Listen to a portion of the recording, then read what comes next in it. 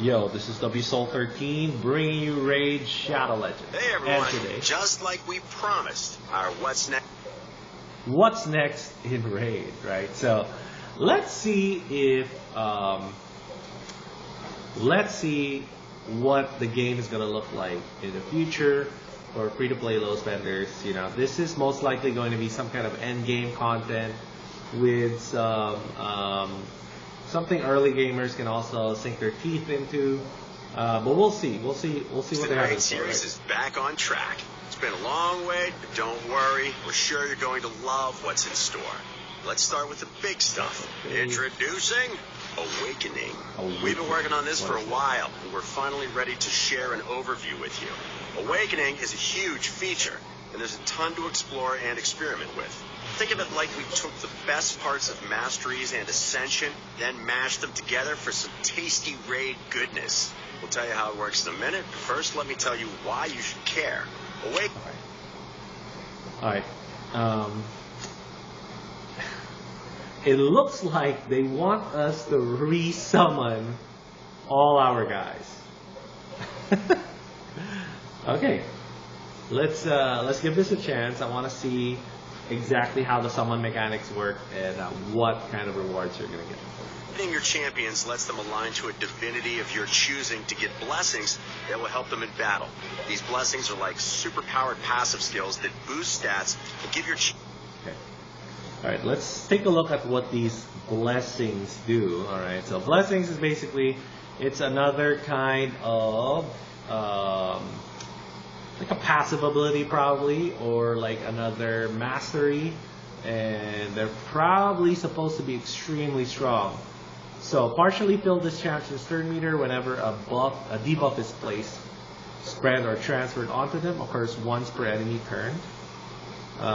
Turn meter fill is 2%, HP plus 1,500, okay. Fills the champion turn meter 4%, another HP plus 1,000. Plus 15% crit damage, plus 10% to legendary champions. So is that plus 25% crit damage then for legendary champs, and then 7%? Okay, so does it go up to 5 only? Champions some crazy benefits and effects. We're talking calling in a Reaper to finish off your enemies, stacking lightning orbs that protect your buffs and strike your targets down, the floating ring of bones that spawns from the corpses of allies and summons a mace-wielding undead skeleton to charge at the bad guys, a giant flaming boulder that smites your enemies from the heavens, and the terrifying, tortuous, merciless standard field sheet. And breathe. As you can see, we've got a lot of new, unique mechanics here. Bros, alright, if you guys are a fan of Blizzard, right? This is like the polymorph thing, right? This is like made popular by Blizzard, obviously, in Warcraft. But how do I feel about it? I feel like it's okay. I didn't see any major damage from what they've shown from the dungeon dives or whatever. I feel like it's not going to be a big deal for PvE. Alright, so we'll see if it's going to be a big deal for PvP. Most likely it probably will if it has polymorph in it. I mean, you know, stuns and all that is always better in PvP. Control mechanics, I mean. We can't wait to see all the awesome combos you come up with to put these blessings to good use. We'll cover them in more detail in a future video. Alright. Awesome combos. Okay. So this is really good for the theory crafters, right? For the theory crafters, the people that are really, really into like digging into the strategy and figuring out the min-max, most OP combos. This is like a gift for you guys, right? Because you're getting that extra ability, and now we can do some crazy stuff. I assume it's going to be crazy, because why would people do this if it's not going to be crazy? So for free-to-play low spenders in general, I think you may be hoping that you pull the whatever souls or whatever they're called of the already strong free-to-play low spender champs that we can get in the game. Rosin, Seal of the Drakes, Arbiter, Drexar Blood Twin, right? So these like free-to-play low spender legendaries, even Vizix, you know, that Lydia, right? If they are available to get these extra skills, this would be really cool. If there was a way to kind of direct that somehow so we can get those specific champs, that would be great. Most likely, you're going to accumulate resources, and then these resources, you're going to break them and RNG into these new power-up effects, right? Now you know why you want to awaken your champions. Let's talk about how, starting from the top at the Iron Twins Fortress. Okay, so this Before is you the awaken new your dungeon. champions, you'll have to head here to get the items you'll need. This is a brand new dungeon. What the heck? It's the Void Tower. What? Okay, so you know people wanted this Void Tower to be some kind of like book tower, right? So this tower, you farm books, you get your books. Is this better than getting books? You know, I think for most people, obviously, they're gonna say books are better. Books are better. I think there's a potential for this to be even better than books, right? But the problem is the RNG element. So can we direct? So books are RNG, but you can pick the champ that the books go to. This is like another piece of RNG on top of that because we're pulling from the summon pool, which is exceedingly vast. Like Raid has a huge summon pool at this point, you know. So I'm not sure exactly if it's better or not.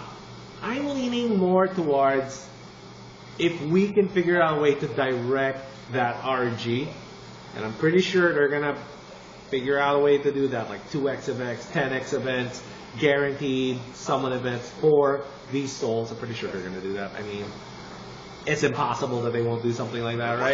It's Clarium, after all. Into They affinities. are Every day the affinity will based change, meaning the on a affinity of the gambling boss company, inside it will change. casino There'll be company, 15 right? stages when the dungeon first goes live. Okay, The so progress is 15 individual stages. and All right. unique. Looks like, what is this? Why is it the same affinity all throughout? So they're probably going to change up the affinities This every means now if and you reach then. stage 15 on magic affinity, you'll still have to work your way up to that stage on force, spirit, and void. There will be a regular schedule for which affinity is open on which day, so you can plan ahead. It's similar to the affinity keeps, but in this case, it's all in one dungeon. In addition, raiding the fortress will require both energy and a fortress key, and you'll get a limited number of keys every. Okay. 6 keys a day. What is that? 14 energy to get to 15. 6 times 14. 60. 6 times 4, 84. 84. That's a lot of energy. That's like more than half a refill. Okay, so it's going to eat up energy. So make That's sure you kind of use it. terrible, to be honest. Okay, new dungeon, obviously a new boss. Meet the Iron Twins. There are no pre-boss waves to take on, but these mechanical guardians will be tough to beat. So you'll need to think long and hard about your team. Okay, it's going to be a new boss. We're going to figure out how to break this boss, obviously, with F2P low spender champs. That's the point of me. That's why I'm here, right? I'm pretty sure it's going to be doable, but we'll see. We'll see how end game it is, right? When the stats come out and when the other content creators try to break the boss, of course. I'll be doing it the more grindy way. It's unfortunate that they're asking for energy. So one of the best parts about Doom Tower is that it doesn't cost energy to play. And whether you hate or love Tag Team Arena, most likely you're in the hate department or in the neutral department, right?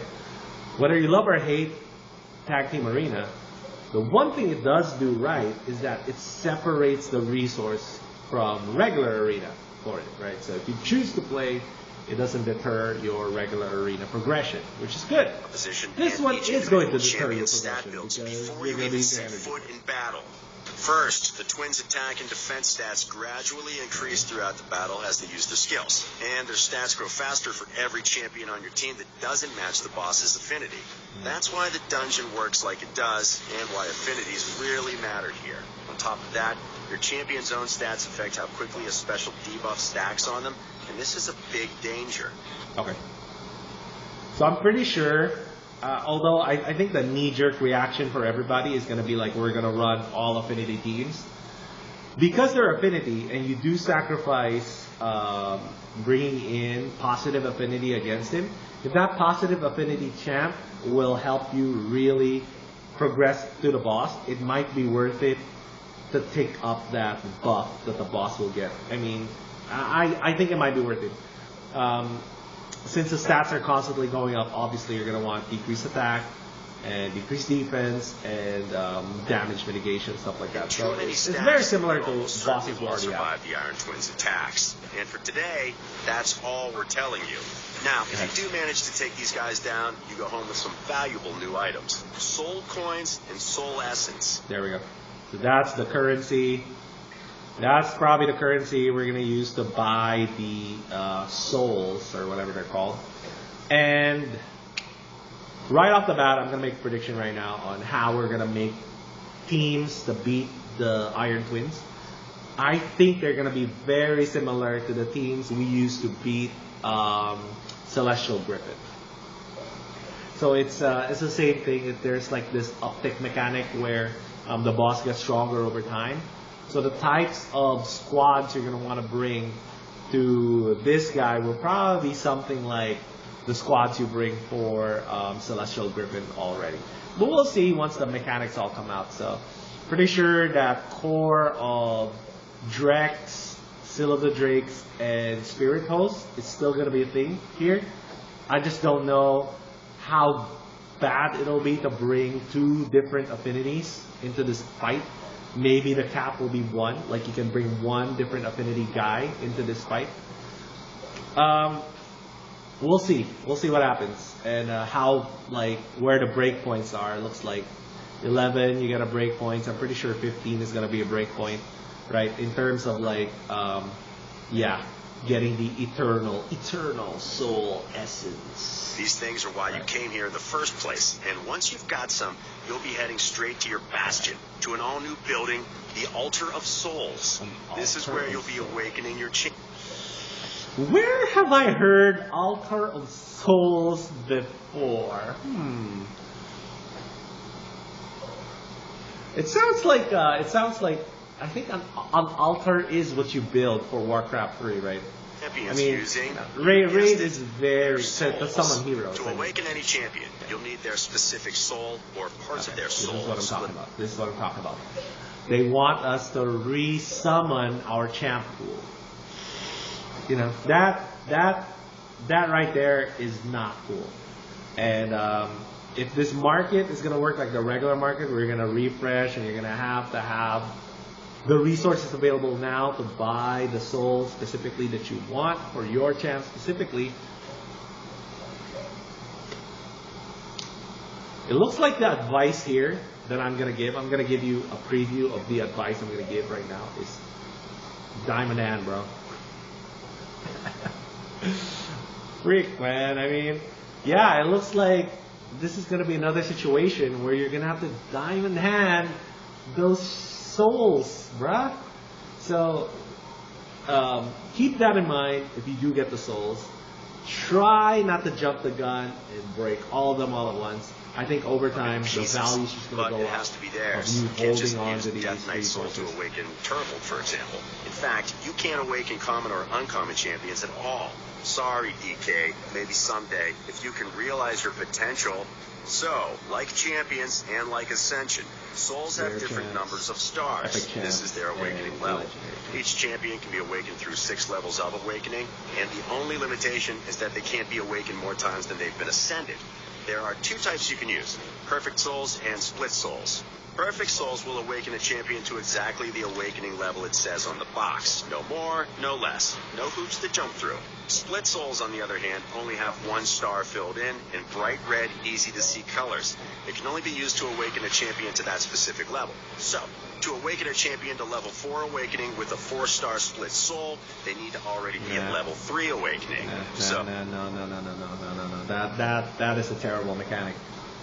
That is an absolutely terrible mechanic in terms of like resource management. This is like increasing the resource management load of the game by a lot if you're going to want to participate in this. So that's a little bit unfortunate. The reason why is because now you're going to want specific split souls, right, to get you past a certain level, and then you're going to want specific perfect souls to get you to another level. So you're going to want to accumulate both split souls and perfect souls, right? I mean, most likely you need at least a 1 perfect soul, a 1-star, and then probably a 2 to 5 to 6 star of split souls. So you can like 1, 2, 3, 4, 5. So you need to collect 6 different souls for every single champ that you would want to awaken, right? You know, that's gonna be a long grind. If you thought grinding Doom Tower fragments was hard, or that grinding Necrala fragments was hard, this is gonna be a long grind, and we're all gonna be limited to 6 keys a day. So that's kind of like the what do you want to say? Like the balancing part of souls. this new content, I guess. What do you do? Yeah. Let's start with the perfect souls. Take your pocket full of soul coins and head to the Mystic Market.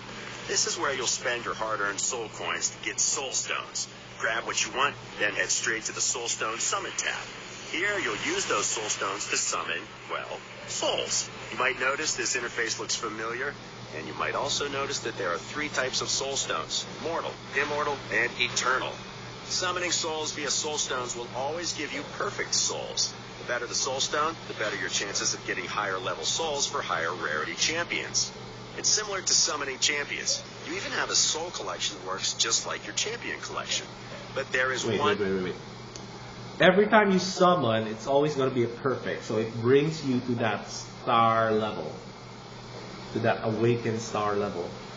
So where are you going to get the splits? Big difference. The wish list.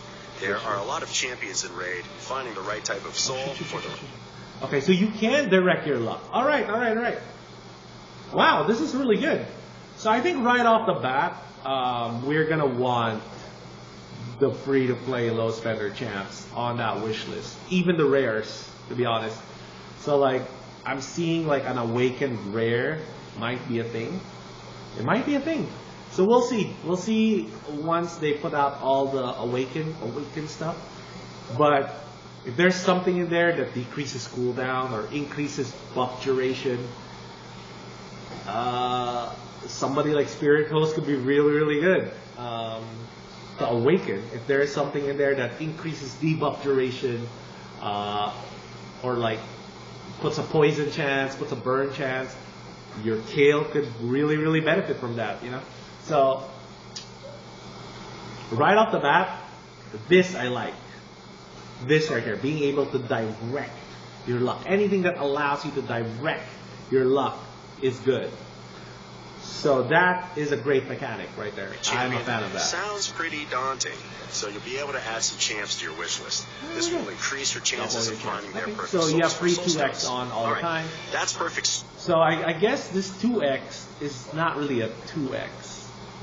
Because the comparative thing would be a 10x in today's game. So they might do like a 10x for these things, and you have picked them on, it turns into a 20x or whatever.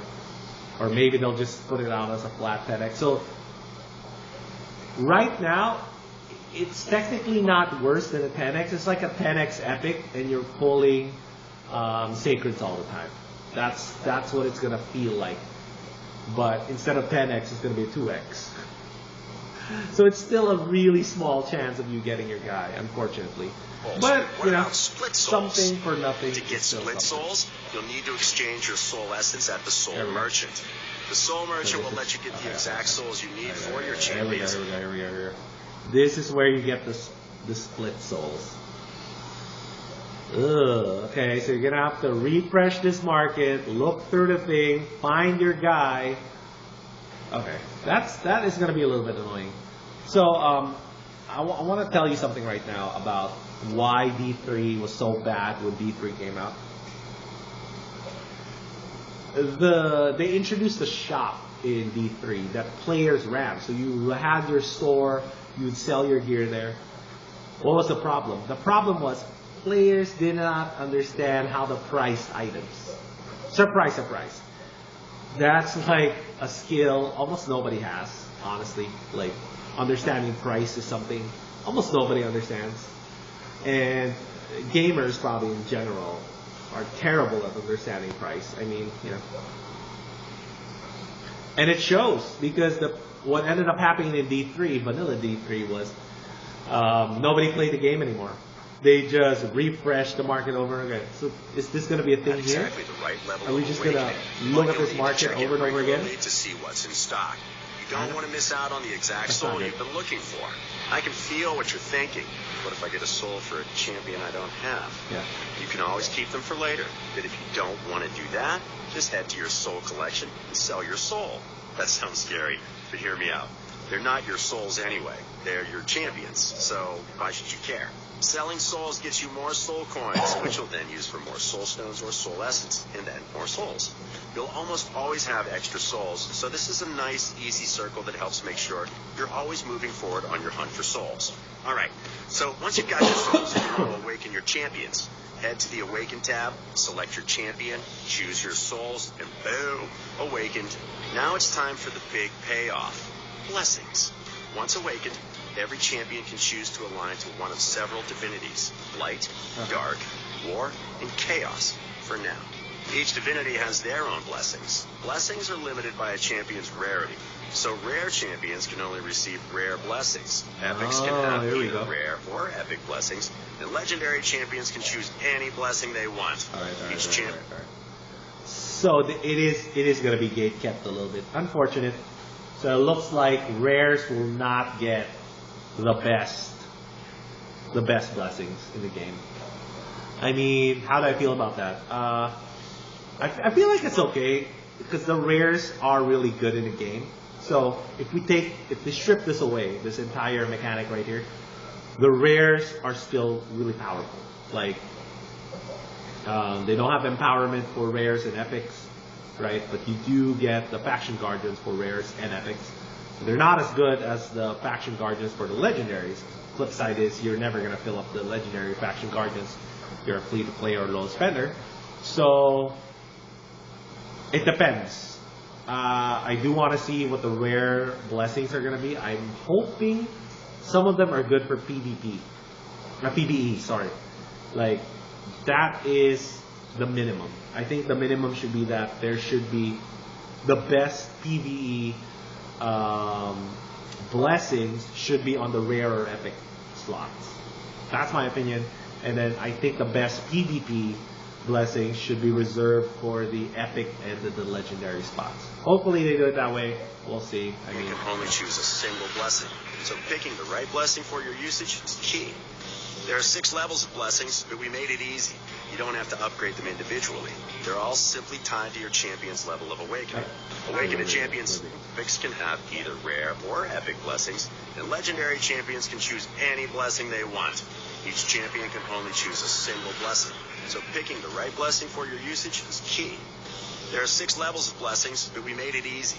You don't have to upgrade them individually. Okay, here we go. I wanted the pause right here.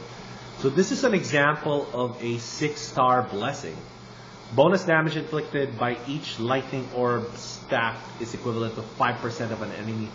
Oh man, what? Oh wow. Of an enemy champion's max HP or 2.5% of a boss's. Ooh, plus 10 speed too. Bonus damage inflicted by each lightning orb stack is equivalent to 2% of an enemy champion's max HP, 1% of a boss's max HP. Okay, gain 1 lightning orb stack whenever an enemy receives a buff or has their turn meter filled. Okay, and then lightning orb stack, 75% chance of being